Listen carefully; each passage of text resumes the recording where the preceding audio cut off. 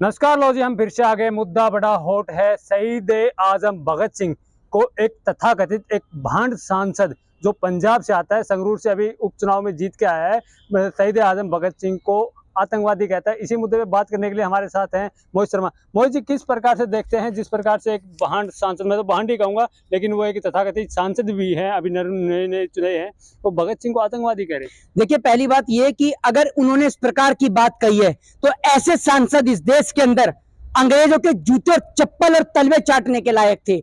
ये वो दिन भूल गए जब भगत सिंह ने, शहीद आजम भगत सिंह ने, राजगुरु सुखदेव और भगत सिंह ने फांसी का फंदा चूमा इस देश की आजादी के लिए, इस देश को इंकलाब का नारा दिया। और जब इस देश ने इंकलाब की बुलंदियों को छुआ तब कहीं जाकर यह देश आजाद हुआ। अगर भगत सिंह फांसी के फंदे को नहीं चूमते तो आज भी इन जैसे सांसद किसी अंग्रेज के घर में बैठ के उसके जूते चप्पल और तलवे चाट रहे होते। इस देश के अंदर मोहित शर्मा सिर्फ भगत सिंह को मानता है और हम भगत सिंह की आइडियोलॉजी को फॉलो करता हूं। मेरे पास में 10,000 से ज्यादा भगत सिंह की किताबें हैं। मैं आपको बता दूं, इस देश के अंदर अगर कोई भी व्यक्ति शहीद आजम भगत सिंह का अपमान करेगा तो मोहित शर्मा हरगिज बर्दाश्त नहीं करेगा। हम इस देश के अंदर शहीदों का अपमान हरगिज सहन नहीं कर सकते, क्योंकि आज जिनकी वजह से मोहित शर्मा यहाँ खड़े होकर बोल रहे हैं और बड़े बेबाकी से बोल रहे हैं, वो अगर श्रेय किसी को जाता है तो वो देश के अंदर राजगुरु सुखदेव और भगत सिंह को जाता है, मौलाना अब्दुल कलाम आजाद और अशफाक उल्लाह खां को जाता है। दो पैसे का, दो कौड़ी का नेता कोई भी सांसद और आकर हमारे देश के भगत सिंह को, हमारे देश के क्रांतिकारियों को ऐसा बोलेगा, उसकी औकात क्या है ये बताइए आप मुझे। बार बार बोल चुके हैं इस चीज को, लेकिन कोई कार्रवाई। अरे ये आतंकवादी तो आप जैसे लोग हैं जो भगत सिंह को बताते हैं आतंकवादी। भगत सिंह आतंकवादी? भगत सिंह क्रांतिकारी थे।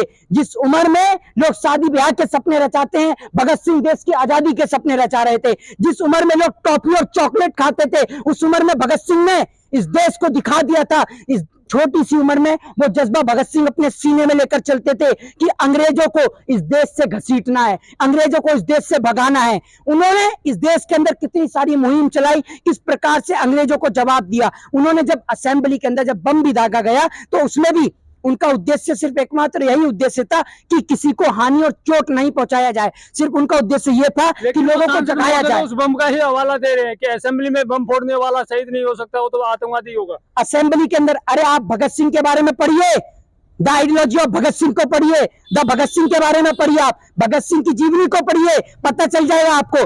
भगत सिंह ने असेंबली में बम दागा और उसके बाद वो भाग भी सकते थे, लेकिन वो भागे भी नहीं। ये भी अब आप बात सुनिए। भगत सिंह ने असेंबली में सिर्फ उस जगह बम दागा जहां पर लोग नहीं थे। उनका मोटिव यह था कि इस देश के अंदर इंकलाब की गूंज को पूरे देश में फैलाया जाए। उनका उद्देश्य किसी को हानि या चोट पहुंचाना नहीं था इस देश के अंदर, मैं आपको बता दूं। और जो भी लोग इस देश में भगत सिंह का अपमान करते हैं उनको शर्म आनी चाहिए, उनको माफी मांगनी चाहिए और उनको सदन से बाहर निकाल के घसीटना चाहिए। और मैं तो ये सोच रहा हूं, देश की जनता आज किस राह पर चली गई कि भगत सिंह को जो लोग आतंकवादी कह रहे हैं आप उनको सांसद बना रहे हैं। शर्म करिए। पहली बार नहीं, चुनाव से पहले कह चुका वो व्यक्ति। शर्म करिए। और यहाँ तक नहीं रुकते वो सांसद महोदय, वो तो यहाँ तक कहते हैं कि शहीद भगत सिंह के नाम पे जो स्मारक बने, रोड बने, उनको हटा देना चाहिए। आप हटाकर दिखा लीजिए। मोहित शर्मा अपनी छाती के ऊपर गोली खाने को तैयार है, लेकिन भगत सिंह के नाम पर अगर एक भी रोड को बदला गया तो मोहित शर्मा सड़क पर लेट जाए, लेकिन भगत सिंह को, अपनी जान को, अपने प्राणों को न्यौछावर कर देगा, लेकिन भगत सिंह के नाम का एक रोड नहीं बदला जाएगा इस देश के अंदर। ये लिख लीजिए आप। आम आदमी पार्टी छोटी छोटी बातों को लेकर प्रेस कॉन्फ्रेंस कर देती है।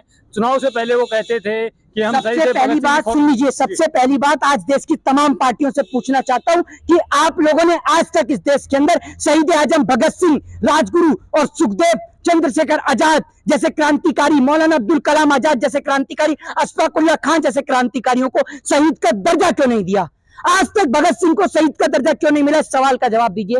वो भगत सिंह जिसके कसीदे स्कूलों में पढ़ाए जाते हैं, आप भगत सिंह का सिलेबस पहले हटाने का काम करते हैं और उसके बाद आप भगत सिंह को एक जगह जहां कर्नाटक के अंदर जहां बीजेपी की सरकार है वहां भगत सिंह का पहले सिलेबस हटाया जाता है और आज इस देश के अंदर भगत सिंह को आतंकवादी बताया जाता है।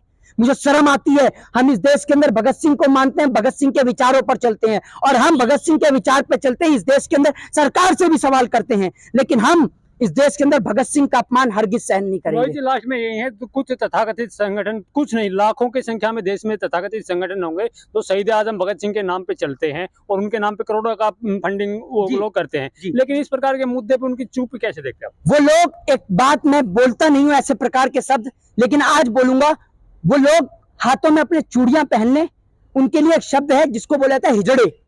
मैं इस प्रकार के शब्द कभी बोलता नहीं हूं, लेकिन आज मेरे आइडियल के ऊपर जब बोला गया है, मेरे भगत सिंह के ऊपर जब बोला गया, तो मैं बोलूंगा, खुल के बोलूंगा कि जो भी लोग भगत सिंह के नाम पर फंडा लेते हैं और चंदा उठाते हैं, ये चंदे गैंग वाले लोग आज भगत सिंह पर नहीं बोल रहे।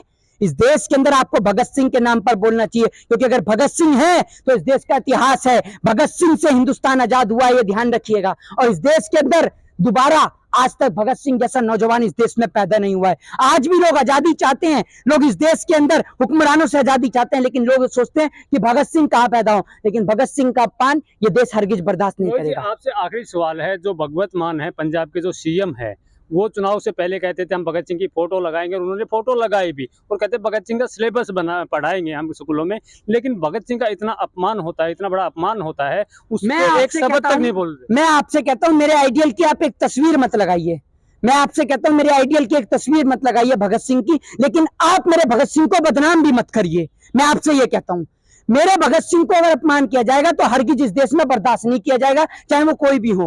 भगत सिंह इस देश के नौजवान की आन बान और शान है, और भगत सिंह के ऊपर अगर एक भी टिप्पणी और की गई तो ये देश हरगिज बर्दाश्त नहीं करेगा। मोहित जी, अगर यही मुद्दा किसी धर्म से जुड़ा होता, देश का युवा सड़कों पे आ जाता, लेकिन भगत सिंह के अपमान पे देश का यही तो आज इस देश का दुर्भाग्य है।